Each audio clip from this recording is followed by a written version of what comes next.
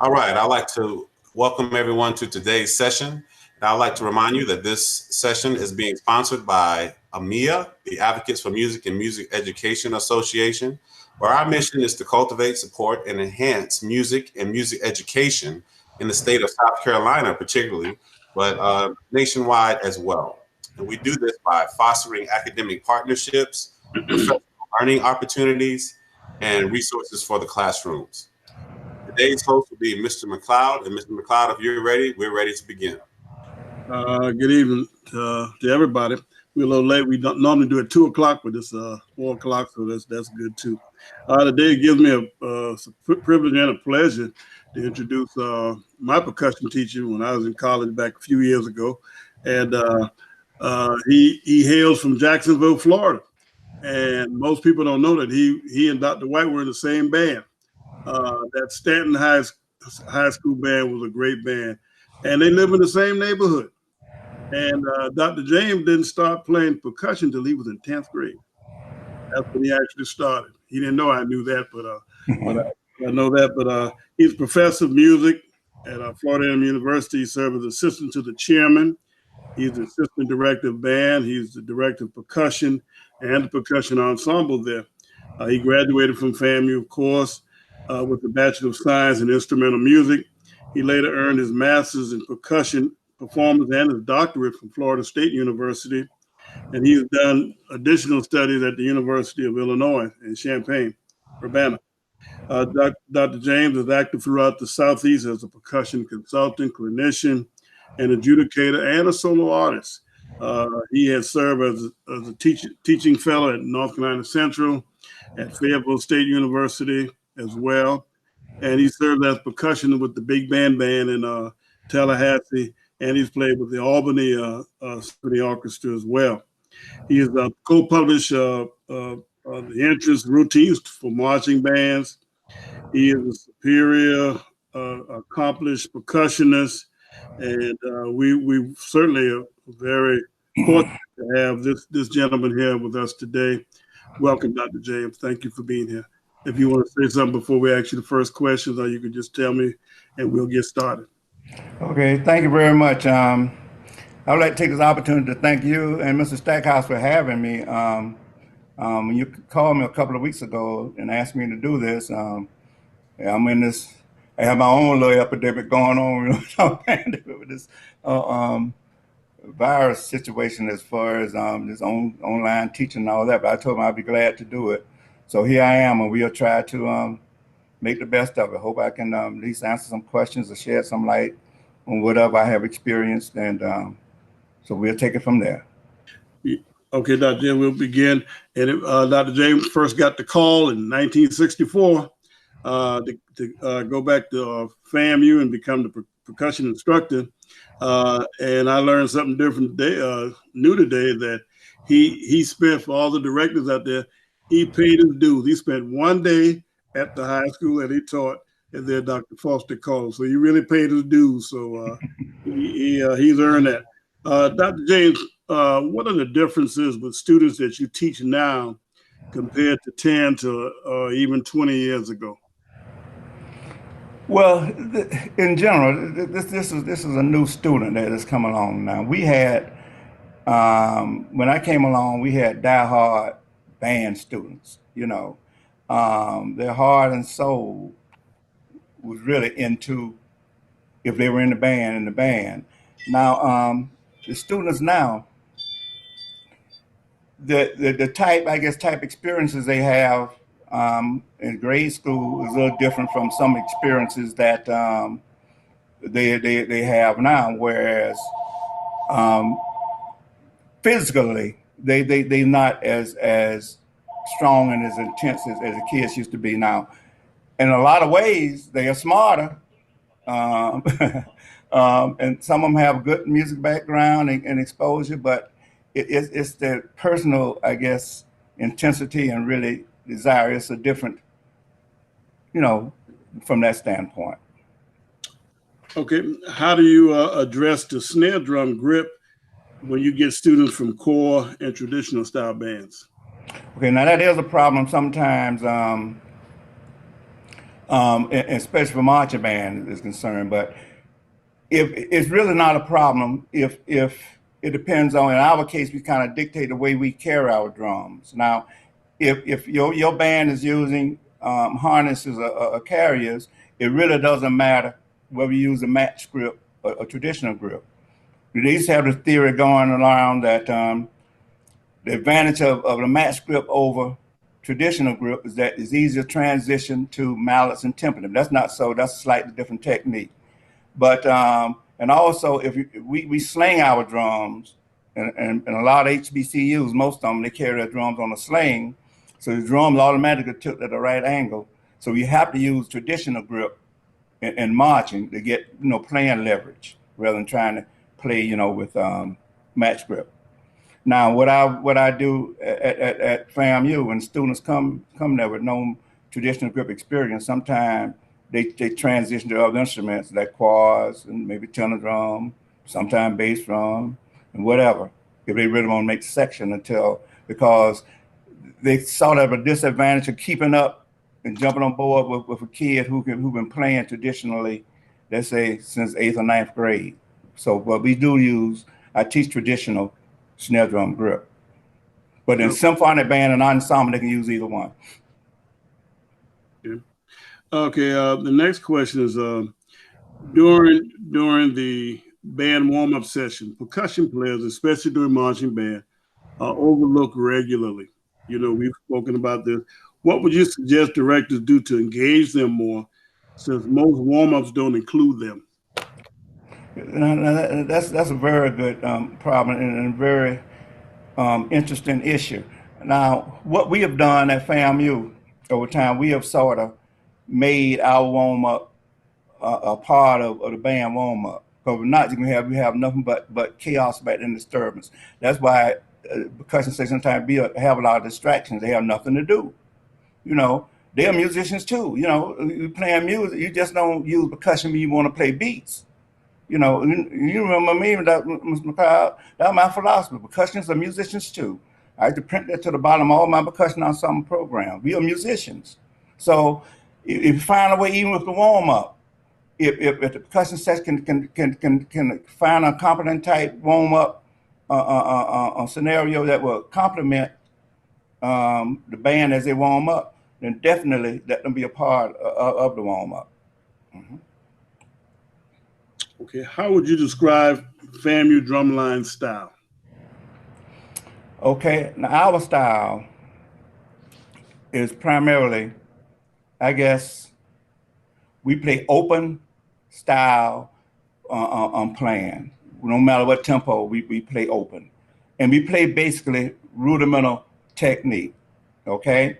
See, we have what you call more than one style depending on the performance situation. Our traditional playing, the things that our brand, we play everything open and we play off the snare drum preferably. We play off the drum. You never play into the drum, beating the drum. And we also don't do like a lot of chord style, these side style. We don't play in a little box, okay?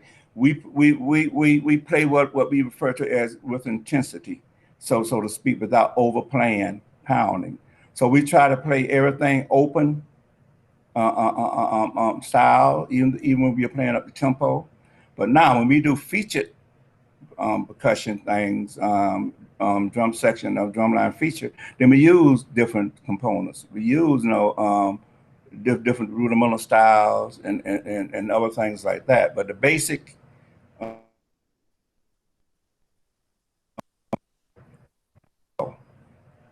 mm-hmm. Are we still connected? Yeah, okay. We can hear you. We had a little problem. Okay. I think back in the 80s, Dr. Foster became intrigued with the tonal bass drums. And what challenge did you face when you had to incorporate tonal drums into your FAMU style? Okay, that was an interesting period. The first we had to change the mindset of acceptance. Okay, it kind of dropped the bomb on the section that we were doing. What we do with FAMU was made them famous all this time. But there was an inherent fear, I think, of the section players then primarily, they did not want to become a core style band, okay? So therefore, I had to come up with a way to try to incorporate the tonal instruments and in conjunction with traditional instruments that we were using at that particular time. Now, I've always heard tonally as far as ensemble wise, as far as percussion section. I know we were talking earlier. The problem with percussion sections before tonal percussion came into being, you heard what? A rat tat tat and a boom boom boom, a high and a low, nothing in between but dust and chaos. Okay. Now, when I started working at FAMU, I always heard more than that. So when I had a chance, I introduced the tom-tom drum, and we were using tenors before to get some inner voices. So you have what I always hear marching percussion as an ensemble, you know, a percussion ensemble type balance for the blend of instruments and things like that. So therefore, when we added the tonal instruments, we simply started adding a different dimension of color and other things that really, in ways that we could enhance. Another reason too is that the type arrangements that we were doing, another thing, you can't play in the core style B, you out there trying to do a dance routine or something, you know. So we were still using a lot of the traditional stuff to accompany certain types of arrangements, but melodic percussion and tonal percussion really added a whole, it extended the dimension of the section. And once they accepted it and got to, we really started to make it work. So we just kind of incorporated the two. Mm-hmm. Okay. I had a question to follow up on that, if I may, Mr. McCloud. Go ahead. With the style, how did the style of playing underneath the band during the concert selections come about?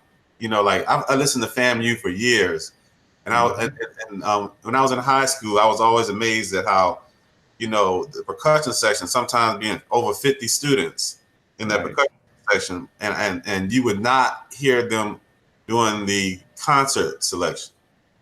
Was that something Dr. Foster mandated, or is that something along with y'all's playing style that you developed? Well, both. By me being a graduate of FAMU, and Dr. Foster, he had a philosophy that I guess I picked up and carry on. It became our philosophy that percussion should be felt and not heard, so to speak. So, and it goes back to my philosophy, what I said, percussionists are musicians too, okay? So it's just that we are the heartbeat of whatever we playing. So once you get the basic heartbeat established, you know what, it's not a bang. I don't care what tempo, whether you're playing a ballad or whatever you're playing. So you're listening. There are times when you do come out and have breaks and other things, but you immediately fall back down. If you have a drum break, hit it, then you get off it. You know, so that used to be one question when we first merged the two sections. People said, man, behind the way y'all got 50. One time we had, we didn't need that many, but we had about 53 drummers. Say, how in the world y'all don't overpower the group? Going back what I'm saying. Mama Lee taught me as a freshman music major, music is not in the eye, it's in the ear. Okay? You got to hear music. You got to see how your part blends into the whole. If anyone knows the music, percussion players should know it. That's how I always felt by being in a symphonic band, went on something. You don't know how to count. You hear the whole orchestra. You hear how your part blends in.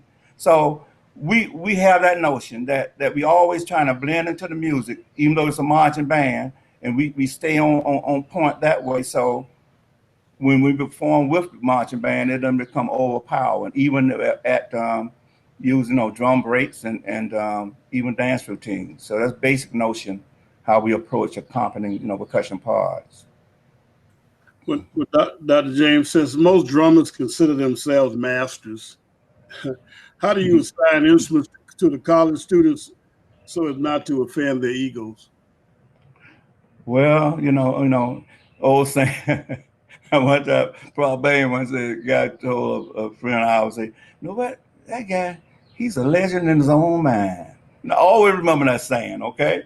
So we have always be aware, we cannot afford ourselves to become a legend in our own mind, okay? What happens when the kids come to FAMU,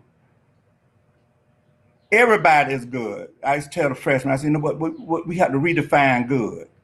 See, what was good in this place, good in that place, it has a different definition when it comes here. So we always trying to get the best of what each person has to offer. And it's also a matter of supply and demand. Like for instance, one time, just about all my students who played other instrument started out as snare drummers. They were converts. I tell you one example, I won't call his name. He ended up being my section leader. You know, student in the hallway lining up to come the audition for marching band scholarship. He heard those snare drummers in there on the auditions. It blew his mind. He immediately volunteered. He wanted to switch to quads. And this guy could play. I mean, he ended up being my section in the end, but it blew his mind. He thought he could play snare drum. So he heard some kids play some snare drum. So he was just a freshman. So and the way this section is operated, no one has a spot. You have to remake the section every year. So therefore, what? You don't become a legend in your own mind, you know. So it just so some students switch so they as in a survival mode. Some switch by choice. But everyone has equal opportunity. I never believed in freshmen and upperclassmen. I only believe in seniority when it comes to performance. It's basically on merit. The best man or woman wins the spot, and they know that. And it's open competition. I don't lock you behind my door, and you play for me. The world hear you who want to hear you. Everyone hear each other. That's the truth. So you can't fake it. You got to do it or put it down. Okay? Well, Dr. James, one thing that always amazed me about you was the fact when I learned that you tune all of your drums.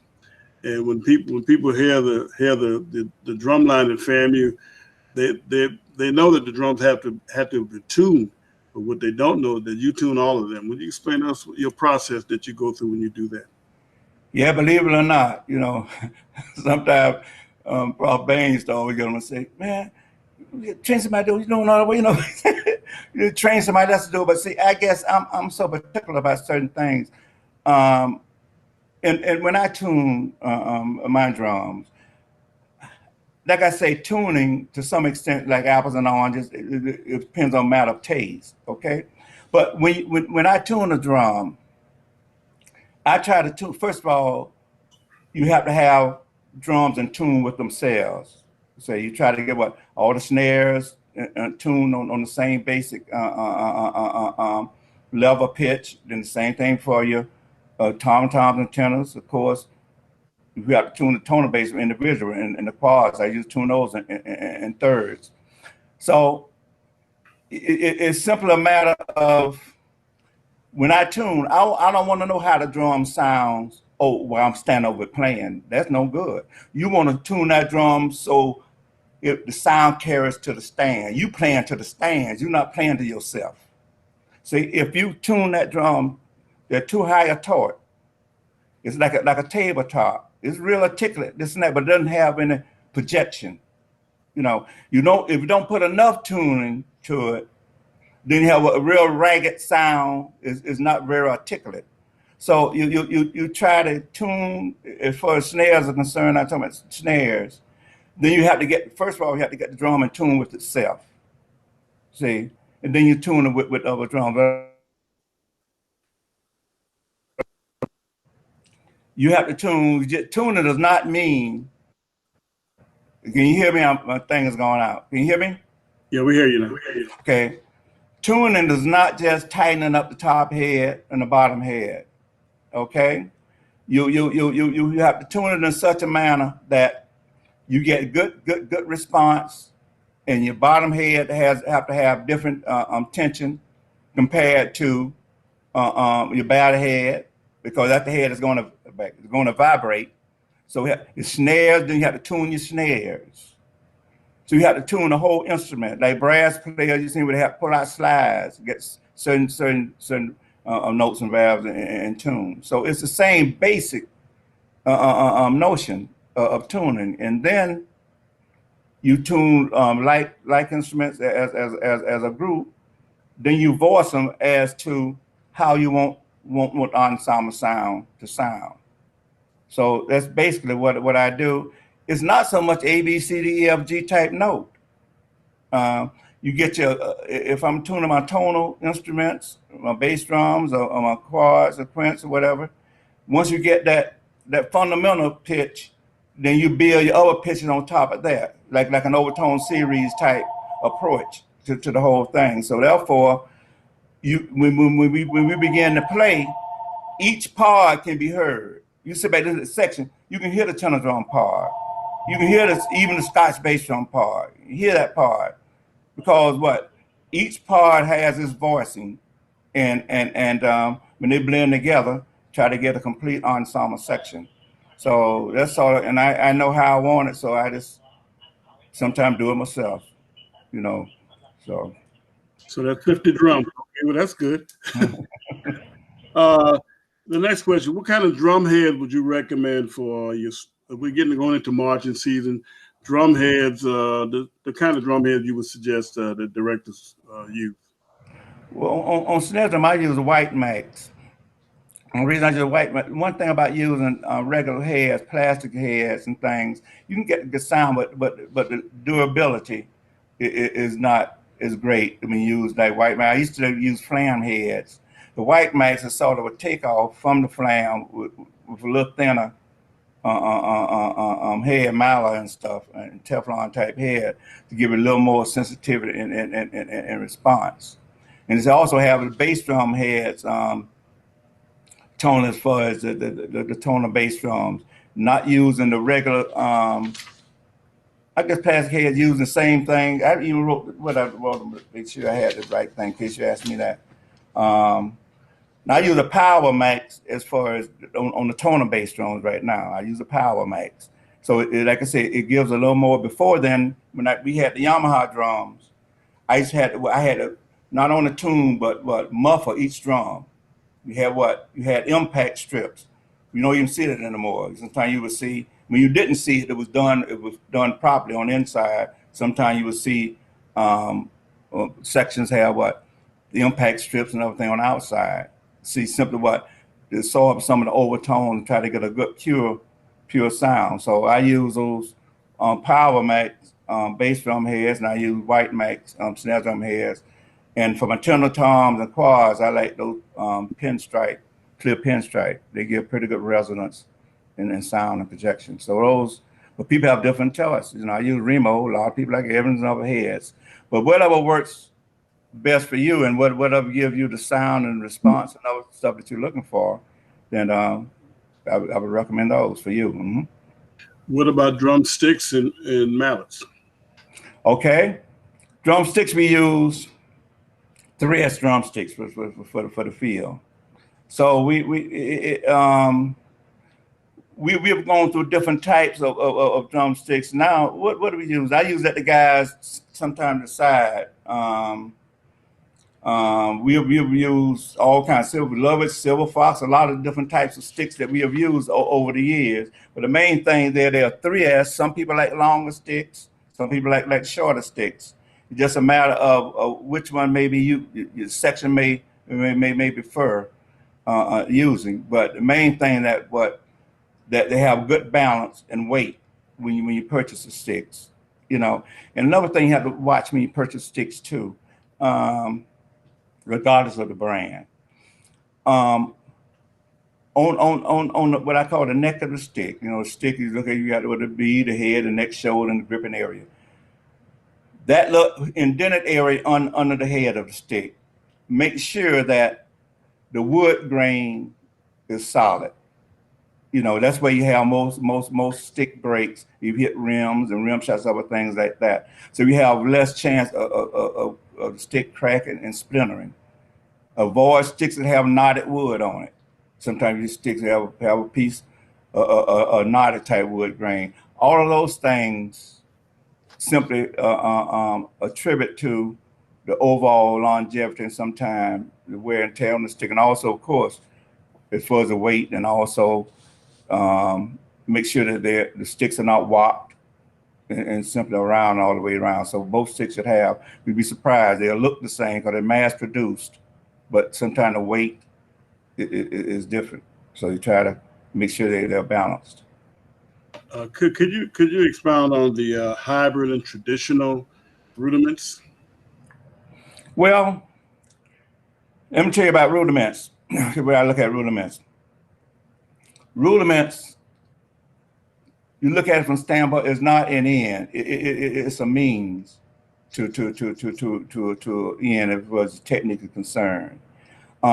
Rudiments help facilitate your overall all technical skill. You know, once upon a time, there were only 26 standard rudiments, as they were considered. NARD had 26. Now, a popular number, I think, over 40. They consider 40. You know, I've seen situations and people allude to the fact over 100 different rudiments. Okay. But my theory about rudiments, don't care if you're playing hybrid rudiments, Swiss rudiments, or whatever type of rudiment variation you're doing, you can only do 3 things with a pair of drumsticks. And if you'd ingrain that in a kid's mind when he's learning how to play, you can only do 3 things. You can either do a single stroke, a double stroke, or a grace note, a flam, grace note. Now, hybrid rudiments, Swiss rudiments, everything consists of 1 or 3 of those basic strokes. I used to tell students sometimes, if you show me anything you can play that does not consist of 1, 2, or all 3 of those strokes, I give you my paycheck. I haven't given up a nickel yet. So what I'm saying, if you master those 3 basic rudimental strokes, you can play hybrid. You can play any type of technical rhythms that you're trying to do. If you cannot master those 3 fundamental strokes, then you're gonna have problems along the way trying to really play what you want to play and what you hear. So you kind of limit yourself. So, but you'd be surprised.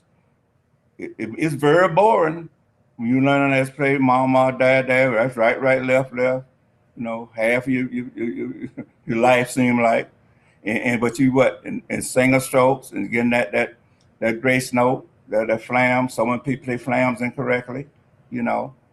And once you perfect those, you'll find out those other things will come. It just doesn't matter what. Getting an understanding of what the composition of those various variations, and you'll have a technique to facilitate them. Mm-hmm. Okay, and the last question before everybody else get to ask their questions, what method books would you suggest for these instruments? What I use, there are a lot of good method books. For snare drum, as far as just basic snare drum, A2s and playing and whatever, I use the Modern School snare by Morris Goldenberg. It worked for me, and it's a very progressive book. When I say progressive, it may not stay on one particular problem or technique for many lessons. A2 is moved progressively, but it's a pretty good book, and I've been using it for some time. Like I said, there are a lot of other good books out there, and I also use his marimba mallet. You know, Modern School for marimbas, xylophone and vibraphone. It has has a lot of excerpts in the back of it, and you don't go wrong by using those. I'm old school as far as timpani, Saul Goodman method. You know, it has good instructional methods and then illustration how you develop basic concept, how you develop the role concepts. In playing timpani, a roll is not a roll as a roll. Different all of them give you a different response and sound. I teach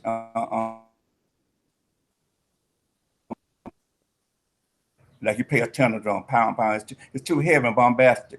but German style of playing is heavy and dark. So and you got a kind of a hybrid thing, kind of American type timpani grip, not quite French. I was taught French, kind of a little less finger control. But I find that to be so. Saul Goodman really gets into not so much that, some of it, but the proper technique of cross hammering. You know, it's when you cross stick, it's not just a showboat thing. It's a technique to it, and how you go from drum to drum. You have staccato, how you execute staccato rolls and detached rolls and other things. It's just not just a willy-nilly type thing. So plus it has good exercises in it. That really complement all of those particular techniques and things. Have some orchestral literature and repertoire. So those kind of the three basic. Of course, we use a lot of different solo stuff and complementary things, but those are the three basic applied books I use. But for Dela Cruz for orchestral type snare drumming. So like this is like it's a million, not a million. There's so many good books out there. Mm-hmm. All right, we have our first question from our attendees. This question is from Joanne Gates.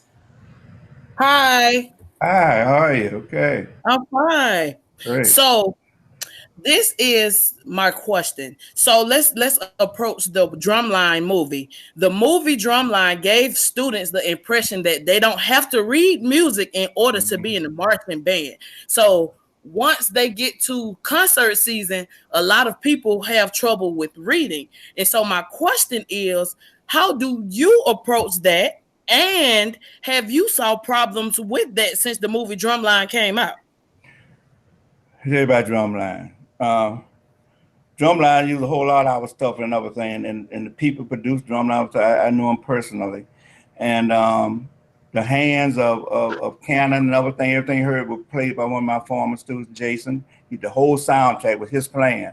But Drumline was entertaining. It was a good thing. Then I think I won't say bad, but they can say you're right. Everybody jumped on the Drumline bandwagon, and the whole emphasis seemed to shift from, like say, from basic musicianship and more than just playing what, like say, drumline type situations, show stuff, and other things like that.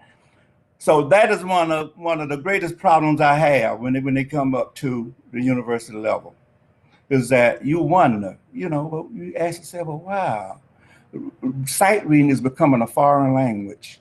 You wonder what they're doing down there, But what they're doing a drumline approach. They learn the show and they ad-lib this, so they learn one thing and milk it to death and everything, but they never ask for it. They never see the how and a why of nothing. We just do it this way. So that is the number one problem I have, even when it comes to the university. Some of them have great skill and technique, but like you say, reading skills are minimum. So you have to kind of work with them, start them out with really just basic. I found a book that you're in public school. Yes, sir. Okay. It's an old book that Haskell W. Hall, book 1. Book 2 is no good, but book 1 is a good fundamental book. I guess it's different. It really goes through real basic stuff. Kids have to learn how to count. See, if you learn how to count music, you can even if you can't sight read, you can pause and simply be able to figure out the patterns. And what I make my students do, even on the university level, when we take an applied percussion, you count out loud. We count. Know why I do that? If you say what you see and play what you say, your brain ain't gonna let you make a mistake. But you play what you think you see. Magicians don't play on intelligence, they play on your eyes. That's why some people never read. They try to play patterns. You learn how to count. Your name well, you learn how to count. Every note has a name.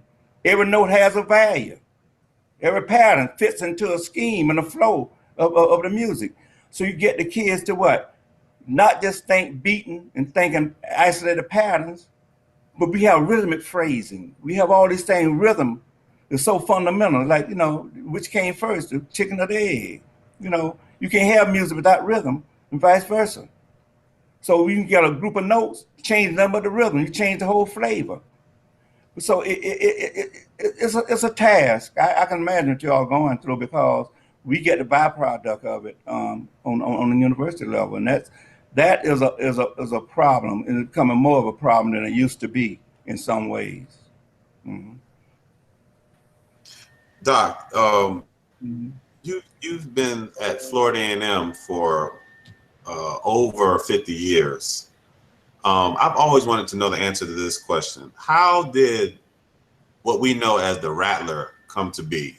And how do you teach that and approach that from a rudimental or technical perspective? Okay.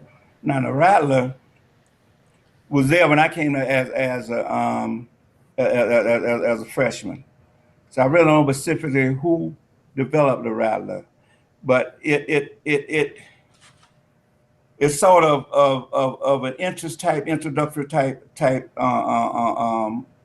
approach of the band, how they would come in at a very slow. Some people call it the death march sometimes, stuff like that. But you know what? Only thing consists of in a rather and playing the slow one is simply what? Just what? Basically a 7-stroke roll, a 9-stroke roll playing open. So it is simply what? When the band is taught how to march the rattler, slow one, you simply have to learn how to what? You have to learn how to balance yourself as far as to snap that knee up and lock it, and simply at a very slow speed. But the drum part is very simple when you break it down. But it used to be when I was a student, we did it all the way around. You'll be sitting and stand after a while, you know, we waiting for the band to come. And after a while you hear those drums, boom, your behind would twitch. You would feel the vibration in your butt. It was sitting on mellow things. And they would take that slow one all the way around to the other side. Announcement all of a sudden, introduction, the drum major, rail back, blow that whistle, all 8 break loose. Everybody hit it, bam. That's, you know what? Highlighted that band used to be at one time with entrance and exit. Can you believe that? That's when the true rattler, the true what made FAMU famous, the marching, really is highlighted when that band coming out of that rattler, when they take it off at the exit. I remember as a kid in the Gator Bowl, they come to Jacksonville to play. You want to see, you know, who's gonna bring it up. Ruffin London, fantastic clarinet player. We were colleagues together. We taught the family a long time. All that clarinet he played, Ruffin London never was clarinet rank sergeant. Know why? He couldn't bring it off. That's how serious that was. That man could play more clarinet than all of them put together. Buddy, you had to get in a line, because Buddy, we probably seen the band exit. That thing was so dramatic. When they come off, don't care what the tempo, that guy is doing 90. With that drum major leading them off. That's part of the show. When you get in that hole and playing in that hole, see, those are the things that make FAMU's brand. If you lose that, you lose FAMU. Right. That's what the old school be talking about. They be telling youngsters, y'all don't do this, don't do that. That's what they mean. Let me tell you, these kids, you think about pound for pound, these kids are good musicians. They real, like I say, they intelligent, they smart. They be, back in the day, we had career band students. It was a badge of honor. Say, I've been there 8 years. You wore your badge of honor. But what the old school be talking about, it's those things that make your hair stand up on your arm, and the whole audience sit up in the stadium. You know, it's a pride thing. You know, this is it. That is what made FAMU. When they say, like Joe Bull always say, but often imitate but never duplicate it. That's what he sort of alluding to. So that's the intensity of the marching thing. See, and reason you asked the first question about compare the kid now compared to then. Like you say, you were talking about how you talking about how we just you hear, oh, they hear da da da. Hear that? Okay. Yeah. They were simply trying to what? Okay. We didn't do a lot of precision drills then. We did pageantry. So we moved from concert to formation 320. So everything got to be clean, like I was saying, and tempo. You have to be in physical shape. Right. You know, we didn't have no such thing as we didn't have no water on the field. We didn't have lights. Everything we did was in the heat, 100-degree weather. We had to practice music at night when it was cool, but we had to take advantage of the daylight.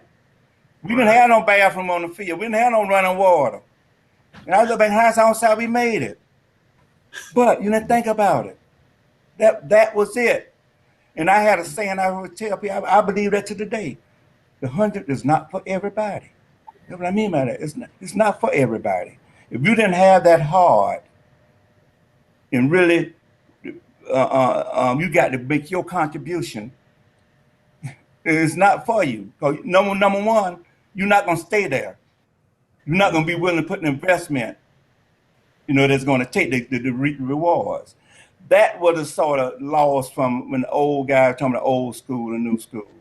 These kids are not any worse than them playing what them kids play, some of them, And as far as academics, we got a whole new requirements for stuff now, Everything then was based how well you could be a bandsman, how well you could play in Mars.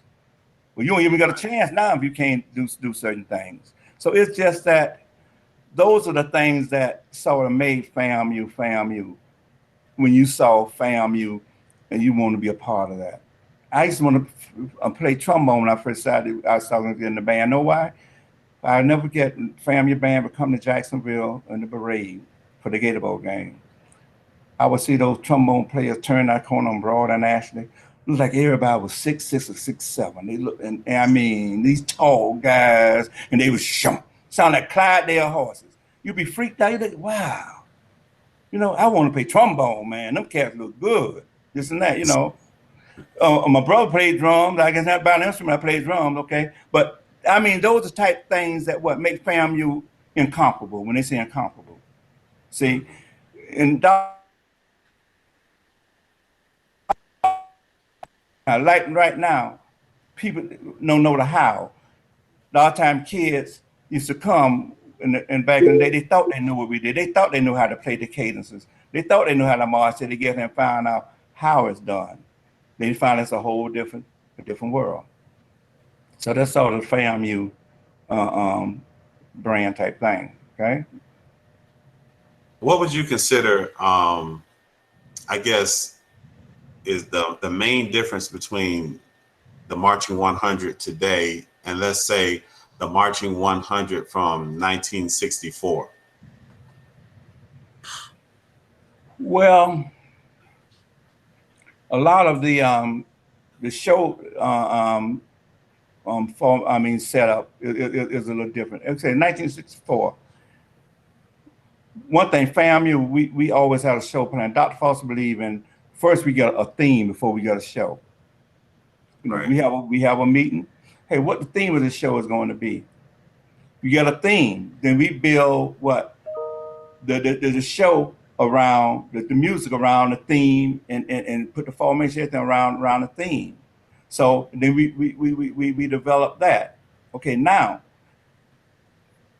the spectacle of bands now has changed a lot, as from pageantry to a lot of show stuff. As far as the dance routine, because we do a lot of precision drill. Then I can never get even the dance routine. Then I would get what we did, Arizona Ragtime Band. I was in that band. We did that. Wow. And we got Dr. Barber, she was Miss Barber, the dance teacher. And she can't taught us that. That was hard in the preach. I mean, that was physical. I mean, everything, I don't know if it's some old black and white, every leg is exactly the same. Everything precision, But the dance we do now, everything just kind of, because the music, everything is different, kind of, but some of the precision is not there. So those type things, we did a lot of band pageantry where we would see animations. See, all this stuff, everybody just really going quiet about Ohio State. FAMU was doing some of those things way back then. Some of those animations. People with attention, yeah. With no computers. Hit that little board with little metal men. You sit down and do this stuff. And prop boo and all that. So it was a whole different era of marching band. Okay? But we tried, even as we evolved, we started, well, as times changed, we had to change too to some extent. See, we get a lot of student input in Operation That Band. Always have done that. A lot of people don't realize that. We can't, those old folk can't do all them dances. We're not familiar with all those current stuff. So what we still have input from students. We have show planning committees that consist of a lot of students. So we try to stay current to what's going on now. But we never get away from the notion of band. You will never see family band. I haven't seen them yet. Maybe do it before I leave. Put our instruments on the ground and juke and boogie. We don't do that. See, what are we gonna do? We do it with instrument. We do dance up and play. We don't get it. One chord, and the drums go wild. Everybody's go over pro. That's the music, and one chord on the end. That's the dance routine. We don't do that. So it's just that it evolved from '64. That old black and white film you see we played for the NFL, championship game. That old 1964. That was my senior year. And all those scales of justice and all kind of things that hypodermic needle. You see all of that from the stands. So everything we doing, the show has a theme, and the formations and the music is going to fit the storyline of the theme. So as announcers make things, the fans see what we're doing, and it fascinates people to see that, and that's sort of how we have always sort of did things, What about I guess the concert or symphonic bands? I know your students in your studio, the majors, are required to know this stuff, but do you actually teach the different grips, or like the timpani and the or your students come there already knowing that stuff? No, as majors they take applied in all the three major instruments. Guys have break up in 4 different categories. You take applied snare drum, mallets, timpani, and I include also multi-percussion performance. See, what's so unique and different about percussion? You can be world famous clarinetist. That's all your thing, a violinist. You can't be a world famous snare drum and call yourself a percussionist. Right. We have to learn what we call basic. We just not confined to one thing. See, for a percussionist, you got to have skills on those 3 major instruments. So if you play in an orchestra, they're not gonna hire no cymbal specialist and a bass drum player. Use the timpani is about the only guy is considered on when I played in orchestra there, the timpani get paid a separate thing, separate than you have percussion. But see, percussion, you have blind audition, you have to play repertoire of different instruments. Even you do simple things, all that other stuff. You got xylophone repertoire, snare drum, this and that, because you expected to be able to play all of those different instruments to facilitate on the music. So percussionists don't get near the respect they deserve. Even let's go back to marching band. They're the hardest working section in the band. You ever think about it? They never stop. Right. They never stop. When the band marching, they playing. When the band playing, they playing. When the band taking a break, they playing. They never stop playing. I remember Dr. Rice always say, man, Shaylor, your boy is special, man. They different. He used to always joke about it. It takes a different. It takes a different kind of guy to be a good percussion player. And march a whole spectrum. And they don't get the credit they deserve. They take for granted. You find out when you don't have them. You must try and you need a bass drum. You know what they do? amazing thing about the system sometimes. A lot of high school band directors and everything, they get all the problem people, all their rejects, they put them on the percussion. Y'all play, you ain't gonna play my trumpet and clarinet and all that stuff. And then they got all these problem people. Then you get the slowest one out the bunch and put them on bass drum. Yeah. That's where I'm going. And they wonder why they band can't keep a beat, can't do nothing. You got the dumbest back there. You can't be no dummy and play percussion. You know, but that's the mindset they have. You know, this instrumental book method book we used when I was a student, they had a section they were talking about the personalities and things of different instruments. Students choose different things. How the flute players are usually smart kids and this and that. Trumpet players are leaders. You know, get to percussion. I guess you know they hyper this. It's always kind of a slant. You know, and like y'all mentioned about the warm up thing, what's doing the warm up. You know, when you're playing music, you got to involve the percussion too. They're part of the band. You just can push to the side, and that creates certain problems and issues. But I think that's sort of inherent type mentality that been going around for a long. It's better now. It's much better now in some ways, but that's sort of the way it flows sometimes. Mm-hmm. Now, you all have kept the Scotch bass as a part of your lineup. Is there a reason behind that, or is it just for traditional purposes? A little of both. Now, we some things we do as far as arrangements, and we got certain cadences we do that really the Scotch bass drums still play a major role. Okay, now, plus, let's say if we doing certain pop tunes, see, the Scotch bass drum, that's the oomph, so to speak. Okay, if you got your tonal bass drum playing the tonal stuff, every once in a while, you got like you're playing a drum set, you got to have that bass, that foot. You got to have oomph every once in a while. Sometimes you use them like that in the music, different ways. But the worst thing you can do is let them get out there and play old school Scotch doing music. That being, you destroy the sonority and the sound.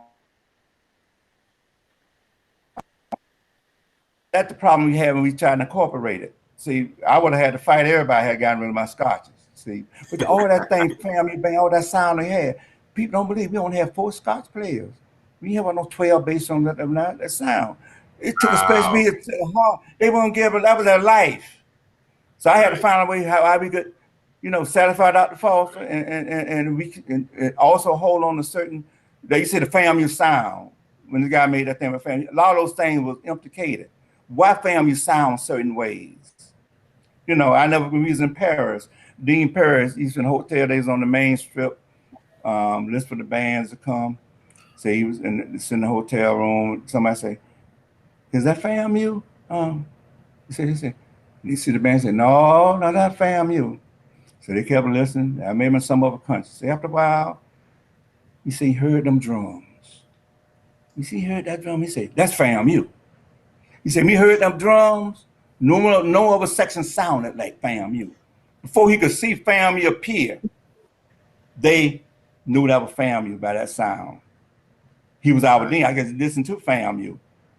Although we had bands from all different countries and things like that. So it's just that we had to incorporate it. And like I say, it added. They fought it for a while, but we made it work. And now we come on the flip side. We're not even 1 or 2 Scotches down, but kids now, a lot of them don't. There's a whole different technique of playing Scotch bass drum than playing tonal bass drum. It's a whole different technique. So a lot of them, they have to train them from scratch if they want to play Scotch. Some of them are still fascinated, they want to play, but most kids, they'll play tonal bass drums all through high school and things like that. So we still use them, but as I say, yes and no, So we make it work without destroying the overall sonority of the section. Mm-hmm. Now, when you get new recruits in or freshmen, and they come from these high schools that have these DCI or high backgrounds, does that affect over time your playing and your style, the way that your drum line sounds? Yes, and some adapt faster than others. I have some very fine snare drummers and things. When they get to FAMU, they use their skills and try to adapt it to our field approach. Now, like I said, when we're doing drum features, their style is good because we adapt it. Let's say we kind of a multi-section. We not that's all you hear March 100, and we do what drum feature. We use a lot of hybrids and other stuff like that. But in order to get FAMU sound, they have to kind of learn our style, our concept of striking the instrument, playing accents, playing open, playing off the drum. I teach playing off the drum. You never play into the drum. You don't play in out of the box. You're always playing up. If you're playing off that drum, look at what tempo you play. Your stroke's going to be open. The typical, even on the Rudiment chart, they have what? Long roll, open, close, open. I don't ask you to play that. You come all this from me. I say, play the double stroke roll, slow, fast, slow. And I want you to play it close. I say, play me a buzz roll. That's a different animal. Right. A close roll like a generic pill. It ain't pure. You just playing fast up and pressing close to the head. If you want a close sound, you play a buzz roll, press roll, the whole different sound, smooth, beautiful sound, different thing. So when you want to play what? We play up-tempo stuff. The natural tendency when you're playing some doubles, as you get faster, you're going to get close to the head because for different physical reasons, other things. But you're going to have it always playing off that head. Don't care what tempo you play, the strokes stay open. So even though the tempo is fast, you still hear open rolls. If not, everything sounds crushed and things like that as that tempo picks up. So they have to learn that, get the feel of that. Some of them. Some of them adapt, quickly. Some take a little more time. Mm-hmm. Awesome. Anyone else have any questions before we conclude this session with Dr. James in the audience? All right, with Dr. James, it has been my absolute pleasure having you on. I've been a fan of yours for years, and it's an honor to finally get to meet you and to have you walk us through what you've been doing since '64. I just like you to know that I appreciate you. And if everyone could entertain me for a second to unmute your microphones, and let's give Dr. James a round of applause for helping us out. I'd like to recognize before we go. Can you hear me? Yes, sir. Yes, sir. All right. I see one of my former students in the back screen, Teddy Hall. He's one of my former students. All right. I see him on screen. What's going on, Teddy? Thing going all right? Everything's going well. Glad to see you. All right, man. Hanging in there. Yeah. Yeah, I saw him on screen. I said, that's Teddy sitting right there. Yeah. All right. All right. Thank you guys for having me. And, yes, sir. It's been a pleasure. Awesome. Awesome. All right. Remind everyone that this session has been sponsored by AMMEA, the Advocates for Music and Music Education Association, where our mission is to cultivate, support, and enhance music and music education in the state of South Carolina through fostering academic partnerships, professional learning opportunities, and resources for classrooms. And Dr. James, you have been a great addition to this today. We appreciate you. Are there any other comments, Mr. McCloud? Just we got started up a jazz band next week. Yeah. All right. Everybody, join us next week, man. We're gonna be doing jazz. So great. Dr. Ronald McCurdy.